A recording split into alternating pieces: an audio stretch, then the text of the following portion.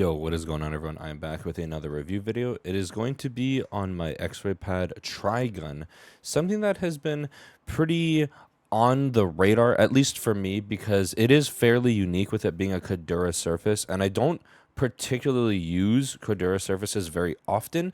I only have one comparison a little bit later in the video, but as per usual, I'm going to talk about the quality, the surface, and then the comparison later. So talking about the stitching first, obviously it is going to be slightly above the surface, but in all honesty, I can't really feel it, especially when making swipes like this. I don't really notice the stitching whatsoever. It's really the surface on my skin that I feel, but I'll talk about that a little bit later. Next, talking about their base, I did do a video talking about the AC0 that they released a little bit before this updated Traigun, and the base is okay, you know, it moves a little bit here and there, nothing too special, but it does look cool, and it honestly performs perfectly fine.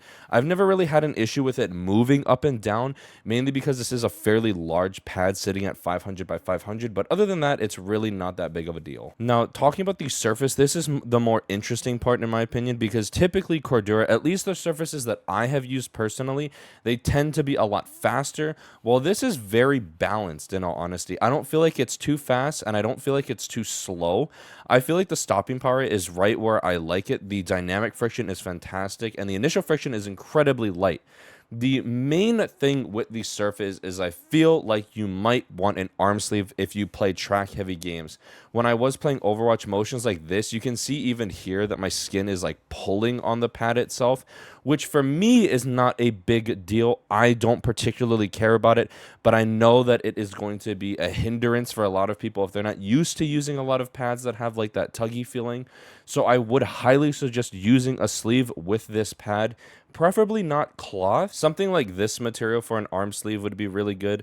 I did try to find it for some people that asked me what kind of sleeve that this was, and I can't find it on Amazon anymore, but it is like a, I don't even know what to call it, but it's like an Under Armour sleeve. I wouldn't really suggest cloth on this pad. I feel like cloth is going to tug just as much as your skin is going to. So I would try to suggest something like a sky pad arm sleeve. I feel like that's going to be honestly perfect for this pad. Next, talking about feet. I don't feel like this pad is very feet dependent.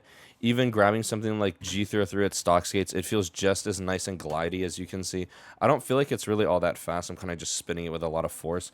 But I do feel like this pad performs very well with any type of feet. G-Wol's feet are typically very slow, but because this mouse weighs so light, it really doesn't affect me whatsoever. So I feel like this pad is incredibly versatile. You can use it for honestly a ton of games. I feel like you'd be able to use this for Apex, Valorant. I use this pad more for Valorant than I did Apex and Overwatch, only because, again, of that tuggy feeling. So motions like this aren't a big deal. It's really just when you swipe long. And then it does depend on your sense as well. If you're low sense, you're obviously going to be moving your arm a lot more.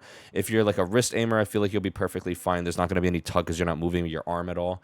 But I would, again, suggest an arm sleeve for this pad if you don't like that tuggy feeling on your skin. Now talking about the main pad I want to compare it to, the MPC450, my favorite Cordura surface. I really enjoy this surface. I feel like it's insanely fast, which is something that I have actually been enjoying recently. I have been enjoying a lot of faster mouse pads, and I've used this pad for a very long time. I've had this since, I want to say, February, March-ish. So I've had a lot of time on this pad. I haven't made a review, obviously, because there's just so many out there, so there's like no point. But in terms of like overall quality, the Traigun is going to beat it just out of the water. The stitching is super abrasive. The base is super generic. This pad, the MPC450, has actually moved a lot while playing. It's pretty annoying, and it's a much smaller size, but it does come flat shipped, which again is cool, but I'd like a bigger size. Plus the Traigun comes rolled up and it laid flat perfectly fine out of the box. I didn't have to reverse roll it or anything. It's Cordura. It typically is like pretty stiff, which is really surprising because my Dornfinger Cordura pads actually never lay flat. That is something that I've always hated about those pads. I'm very surprised that the Traigun is able to lay perfectly flat right out of the box. The other thing is talking about the swiping. It does still tug on my arm, but not nearly as much as the Traigun. That is really the only downside to the Traigun, in my opinion, is just the swiping motion.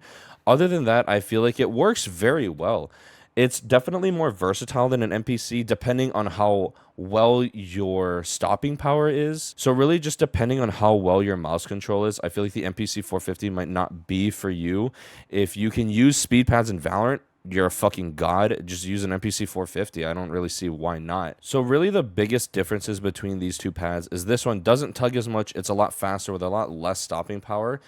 And then the Traigun is going to come in a much better size, better quality overall, but it does have that tugging feeling on your forearm. So I would suggest an arm sleeve, or if you don't play any track heavy games, then I would still suggest the Traigun over the MPC 450.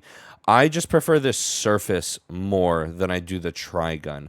It doesn't really have to do with overall quality or anything. I just really I'll pretty much always love this MPC 450 surface, but the Traigun is great. I think it's a really good budget option. It's definitely more cost effective than an MPC 450 is. I think they both come at the same price, and this is 500 by 500, much more versatile size. I really do enjoy this pad. But yeah, that's pretty much all for the review. Very short, I know. Normally my pad videos are pretty long, but I don't really, it is a very unique pad, and really the only downside, like I keep saying, is that tugginess on your skin.